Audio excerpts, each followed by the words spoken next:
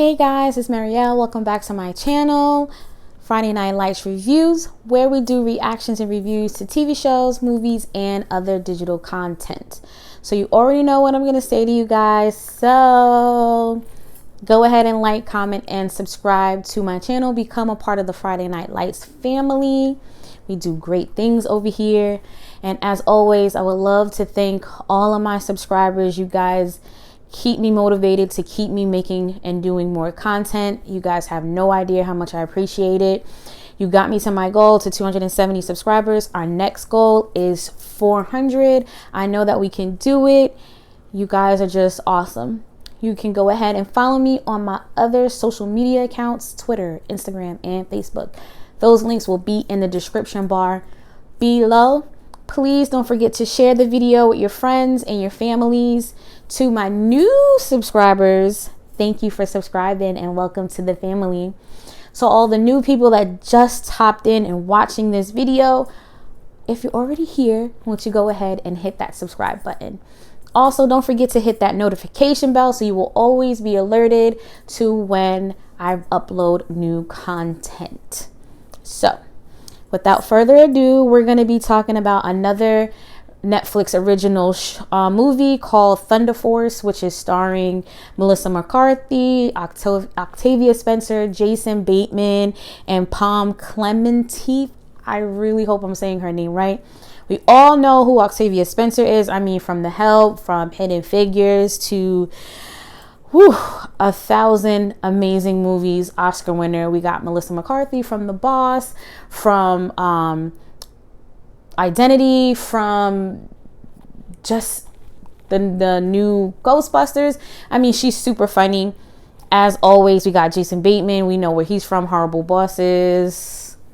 You know, like, he's just that guy. He is that guy. He is so funny. And obviously, Melissa McCarthy's husband, Ben Falcone, they're a great duo. They always come and give us some laughs. So we're going to see what this movie, Thunder Force, is really about, if it lived up to what we expect from Melissa McCarthy and her husband. And we all know who Pom Klementieff is. I really hope I'm saying her name right.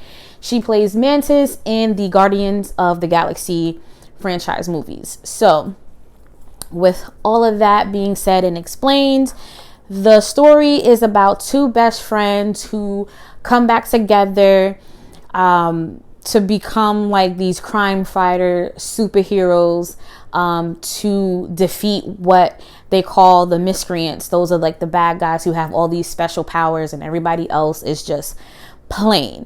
So as always, we're going to talk about the pros, the cons, give our overall feeling and reaction to it, and then we're going to see where it falls within our 5 stars category.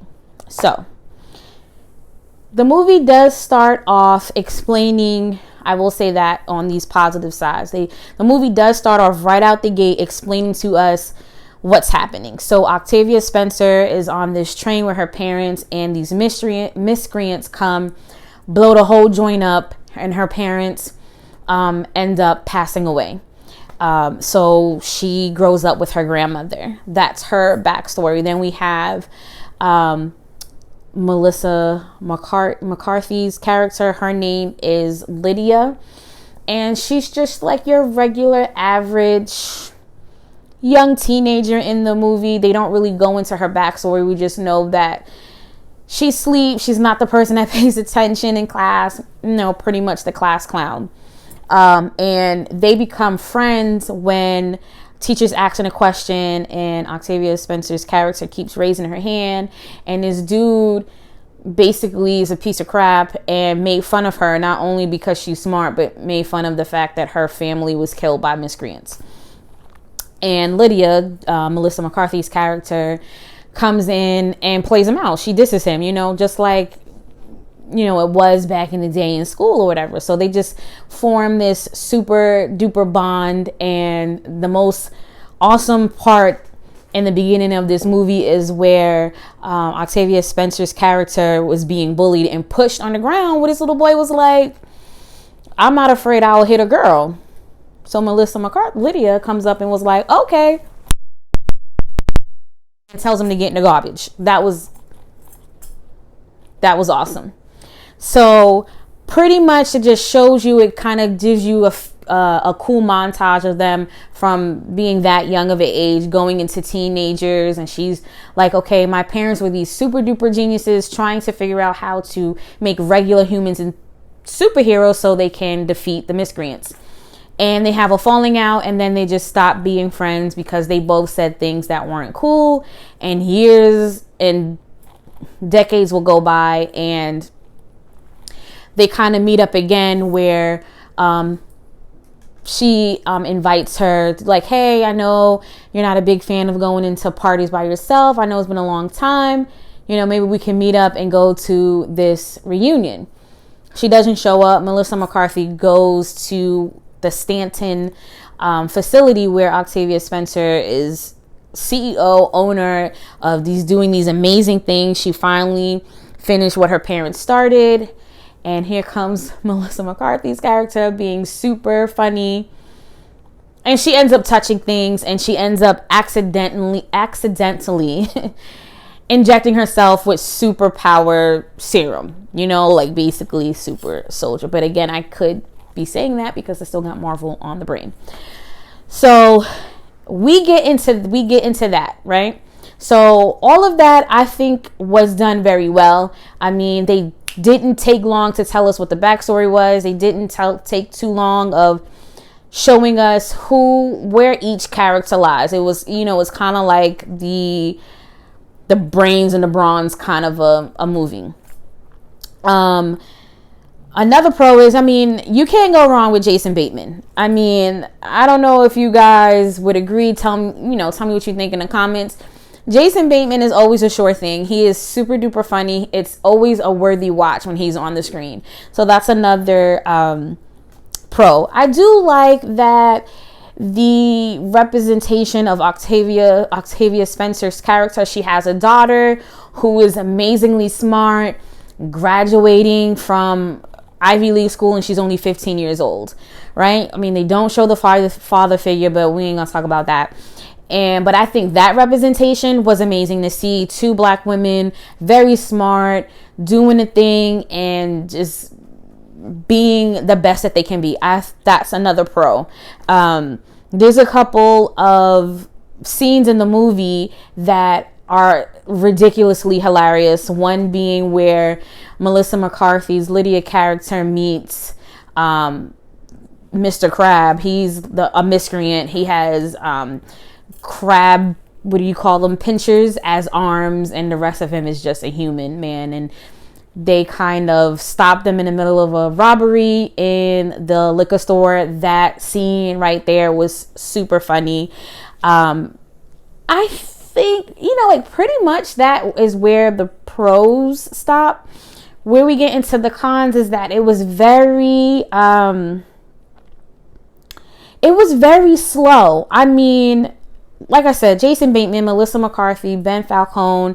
I mean, you got all these funny people. You have such a heavy hitter like Octavia Spencer. You would think you would have so much more to say about it, so much more to praise about it, but it's really not there. It kind of fell short and very quick into the movie.